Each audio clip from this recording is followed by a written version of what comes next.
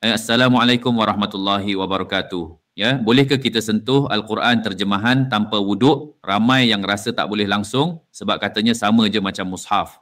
Tapi jom kita lihat betul-betul kitab terjemahan bukan sepenuhnya Al-Quran. Ia ada maksud dalam bahasa lain dan kadang-kala disertakan dengan nota atau tafsir. Maka ulama berbeza pandangan. Menurut jumhur ulama, kalau ayat Qurannya bercampur dengan terjemahan atau tafsir, maka ia tidak dianggap mushaf sepenuhnya.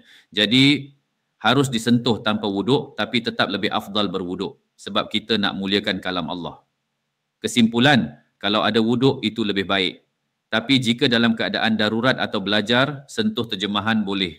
Asalkan niatnya betul dan kita hormati Al-Quran. Jom terus dekat dengan kalam Allah, walau di mana kita berada. Jom terus rapat dengan Al-Quran, cahaya hidup kita selamanya. Ingat, Al-Quran bukan untuk disimpan, tapi untuk diamalkan. Semoga kita semua termasuk dalam golongan ahli Al-Quran. Assalamualaikum warahmatullahi